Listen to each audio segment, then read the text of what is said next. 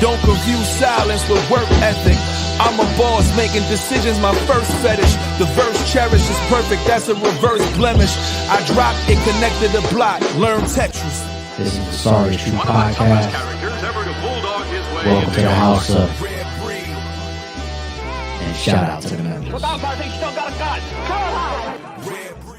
Yes, sir. What's good, Josh? Your boy ARP. We back here with the Sorry Is True Podcast. I already see y'all coming into the chat. I already see the homie AK with the gifts early. I already see people saying, ARP, don't call this a Drake diss track. I got a lot to say about this song. What I'm going to do is I'm going to play it once through and I'm going to shut up. We're just going to vibe out. We're going to listen to it. I'm going to give y'all a live reaction to that. And then the second time when I play it through, that's when I'm going to be pausing it and I got some stuff to say. I'm going to be addressing certain tones, certain vibes, certain shots, certain things that come to mind when I heard certain lyrics getting said by the boogeyman, aka Kendrick Lamar. I'm going to start the song for the first listen through in about 20 seconds. Just give me 1 second, y'all. I just want to say this. I didn't want to do a separate live for it. Do you see the hysteria just from a drop from Kendrick? Is it a diss? Is it not? Did he get at this person? Blah, blah, blah. And I'm not saying that Lil Wayne is not one of our greatest and not one of the biggest rappers in the world. I am a bigger Lil Wayne fan than I am a Kendrick Lamar fan. Kendrick just got it right now. Rightfully so. The biggest battle numbers-wise and impact-wise in hip-hop history. He got it right now. Everybody stopped for this song to see what's going on. So the NFL made the right choice. And I want to just double down with this right here. Did y'all see the Jay-Z clip? Did y'all see the Jay-Z clip going around yesterday? The throwback video from years ago when he was talking about, I don't really like to tie down, the performances based on, or the performers based on the location, because then you start to get into a spot. I've been saying on Twitter and I've been saying on stream, and I've been arguing with some of my peoples. Some people just think bigger. I don't have the mind frame, I don't think, of some of those billionaires up there in the NFL and Jay-Z, but I could relate. For example, battle rap heads, that was my thing with Blood, Sweat, and Tears. When Rookies and Vets came along, I wasn't hating when I was saying that years ago. I was saying the problem with that, even though it's coming after Blood, Sweat, and Tears, the problem with that is every year you're going to struggle to make matches based on just rookies. The rookies are going to restrict you. Then you're gonna have to come up with new concepts. Oh no, he's that battle is a rookie over here, first time over here, even though he's been battling for fucking 5-6 years. Get out of here. It's no different than what bloggers are saying about Kings versus Queens, for example, right? You got all these matchups out here, but you're restricted because the marketing and the name of it says that you got to have a king and you got to have a queen. But what about this other matchup over here where they might not be looked at veterans or super top tiers or whatever? You got to think broader, bigger. You have to have marketing and you can't constrict yourself. So Jay-Z had that vision years ago. And now the clip is going around. And sure enough, he never thought, oh, New Orleans, got to get a New Orleans artist. He never thought like that. He thought bigger. It just ties into the impact of this song. But anyway, let's play it the first time through. I think it's time for me to watch the party die. That's the vibes. Yo, okay. Was ARP hyping it? Nah. I love it. I love it, man. I love it. And before I play it again and do a little bit more getting into some of the lyrics and whatnot, I just gotta say this. Kendrick, well, he's always been more of a substance rapper, right? He gives us, that's why Drake, he misshot by talking about that, always trying to set the slaves free, right? There's a place for the club. There's a place for dance. There's a place for crunk music. There's a place for drill. There's a place for grown. I think Kendrick could do it all. Obviously, they not like us, right? You want to go to the club? Right? It's like I came off of Beat the Grams and I was still in a nightmare mode when They Not Like Us came out. They Not Like Us kind of messed me up because I was just like, I'm still having this Freddy Krueger shit going on from Meet the Grams. He got range, just like a good actor. Like he got range. So that's not where I'm going with that. But there's a time and a place for everything. And technically, he's more of a substance guy. right? I think that's why even big corporations and NFL, he can represent you a certain way. He carries a certain type of energy. Is he a perfect person? Fuck no, I don't know his household. None of us are perfect. But what he represents, what he shows, his image, the perception of him is that he represents more, a higher thinking, something more substantive, something more important. And I say all that to say, Kendrick Lamar makes Drake look like a fucking child. I'm not exaggerating. I'm not team Kendrick and I'm not team Drake. Actually, I don't like the fact that these songs drop. I feel like it's a smaller way of thinking and a smaller mentality to let something just divide you. Oh, I like this card. I'm team URL. Oh, I like this card. I'm team RBE. Oh, I like that card. I'm team King of the Dot. Fuck with them all. This song was better. So no, I'm team like academics. Like he kills his credibility with his amount of bias. Back up the people that you rock with. I understand that. But when you get to a level of just letting these people that don't even know us divide us, create separate, I leave that for the kids down there. Y'all want to go run around Team Drake, Team Kendrick. Y'all go do that. I'm above that. If Drake drops this tomorrow, I'm gonna be right here. The same thing, same two-step with y'all. I'm not Team Drake or Team Kendrick. But I still got eyes and ears. And you know what I see and I hear? I see Kendrick is able to make Drake, with just his presence and what he represents, look like a fucking child. That's why he calls out like, at your age and you're moving like this and you're doing like that. And then it's like perfect time to come with a substance track like this. You just got announced for the NFL. Is now the time to come out with a drill song or something like that? Probably not. He comes out with this "Watch the Party Die," and it sounds like he's taking shots at the industry and fuck shit and fuck people. I would trade Nip for this. And these corporations, and y'all push this and y'all pump that. Is it a Drake this? Is some of this Drake fueled? Are there Drake shots in here? Of course. But it's actually a bigger picture to me of what Kendrick is addressing and what he's going after. And he's got so much light right now. And what does he do? And he's already buried Drake 6 and then 12 feet. The Super Bowl announcement, we thought there was no more blood to shed. He's already massacred Drake. And he didn't come out now with a song. We sitting here, when's the next song? What we gonna get? He didn't come out still playing in a water he already won. He goes substance and he goes, I think it's time for me to watch this party. He's in cloud nine right now and using this moment right here to teach us or to show us, teach some of y'all, not teach me. I'm in tune. I get it. To show some of y'all there's a higher importance of what's going on in the world. It's a bigger meaning to some of this shit, people. No, y'all don't see that. I have yet to catch a take that's talking like this, and it's almost a letdown. You got these little kiddies, and I want to do the whole reaction to the song and play out the beef too from an entertainment standpoint. But everybody's just gonna jump. Oh, new Drake, this new cat. The man is purposefully going here because he wants us to pick up this meaning here. And he could go somewhere else and we would all still have his attention. And this is what he does. See the thumbnail when I say boogeyman, right? A boogeyman don't always come out to kill you. Sometimes he just come out to scare the shit out of you, deliver a message.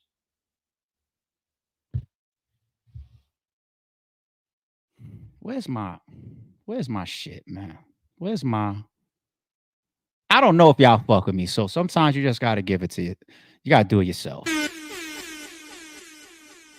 Oh, fuck it. Play it on my own.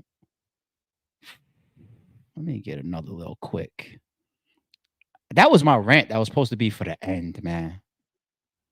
That's how y'all know I'm genuine. The way he puts into raps of hitting a reset button, even kill the killers because they burn the village. It's like the build and destroy shit. And that within itself, ARP is reaching. Everything's not about Drake. But think about it. The whole industry standing against Drake. I said on my stream the other day, where's the higher powers above Drake? Are they letting him just lose? Why put something behind him that's going to work? Or even these messages right here. let the party die, burn the villas down. The sentiment of build and destroy. It's out with the fake, in with the real. It's out with the shit that corrupts us and kills us. Hey Kendrick, you want to do me a favor? Go get Sexy Red next. Songs like this damn near do.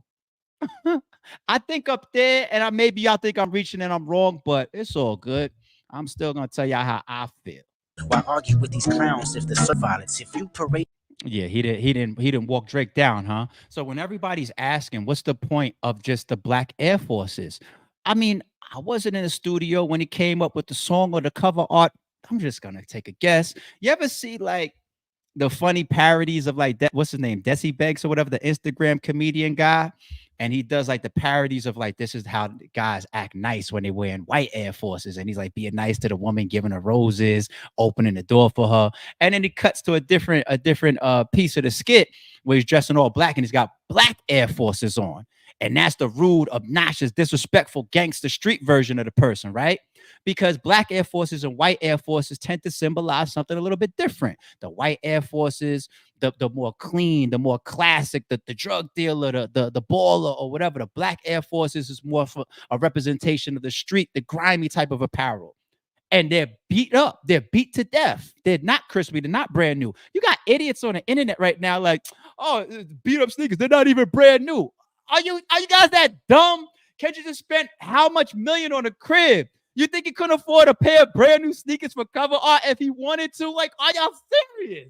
Everybody in this chat could buy a pair of brand new sneakers. You got people on the internet saying, oh, he could even get a pair of brand new sneakers. You guys, mental midgets. Oh my God, mental midgets. And then they're all beat up. And he just said the lyric. Why? I'll walk this fucking guy down. And now I'm walking the industry down. My God, man. But it's the internet. So I got to mute and block and ignore and delete a lot of that shit. If I come across mental midgets on my Twitter, on my Instagram, in the chat, in the comments, I delete you because I don't want you in my life at all. I wish you no harm, but you're on mute and ARP never sees your tweet because he said 1 + 1 is 2 and you said 1 + 1 is 8. And then you wonder why ARP don't respond to your fucking ass because I don't have the mind capacity to fucking think that Kendrick Lamar can't afford a pair of brand new sneakers. You fucking idiots. You fucking kidding me. They don't hate me. They hate the man that I represent. I can relate. It's all real. I'm not scripted. I love editing videos, but I don't have enough time. Y'all know my history. I have no problem editing videos. The first like 6 years that y'all knew me, I edited videos. I don't have time to edit videos, especially if I'm going to be up here doing a podcast and trying to get up here every day, every other. I don't have time for it. I don't have time. So the moment I go live, I don't got no script in front of me. You just real shit. I'm sorry. All right, back to the song. I'm sorry. And that's why I fuck with y'all. I'm glad y'all rock with me. With that information that'll change his life because he yearns for that. Blame Kendrick. Yeah, this shit is fine. I love it. I love it. Ladies, man, I love y'all so much. You know, I'm entertained by the Sexy Reds and the Ice Spices of the world, but please don't adopt their ways. Learn to separate your entertainment from who you need to be in this life, who we need our children to be in this life. Unfortunately, yeah, like I look around and I see some of these bullshit ass men too. It's like, I'm sorry, ladies, that y'all don't have enough to be working with out here. I'm sorry. I apologize too. And I ain't fucking perfect. I ain't nobody's knight in saving armor neither. But god damn, I could look around and say, yeah, times is different. Times is really different. Man, it sucks. That's why I say he make Drake look like a fucking kid. Could that be academics? Could it be broad? You know what I'll say? I'll say that's more broad, but academics are obviously included. Okay. Comment with that Pop and Molly thing. Rest in peace. You know what? I haven't seen the follow-up, so no disrespect just in case. I haven't seen the follow-up after the autopsy report for Rich Homie Quan. I did say that they turned the body back over to, I believe, the family so that they can now get into the burial services and the funeral services, etc., and give the man a proper send-off. The only reports that I've seen thus far, though, is that it was an overdose. That's what I saw so far. I would love to come up here and correct it and see different. But good timing. The pill popping and the way that our industry and our kids and our youth and our music and our grown ass men and everything is the influence. We were just here the other day talking about Lil Wayne's influence and how much he influenced Lean in that double cup, right? For him as a grown man, he could do what he wants. But we remember when he was going through seizures. We remember, Rick Ross went through stuff, and like these messages are important. They're good reset buttons, and they're good reminders from people like Kendrick being the hottest artist of the year. And then it dropped on 9/11, dropped yesterday. Word. Nothing shocks me with Kendrick and Easter eggs anymore. You know what I'm saying? Because his stuff be so multi-layered, it could be like 5 different meanings. You know what I'm saying? But because that's more so like a suicide mission, and you sacrifice yourself in the process. No, I don't think Kendrick is giving off a tone or a message here of sacrificing himself.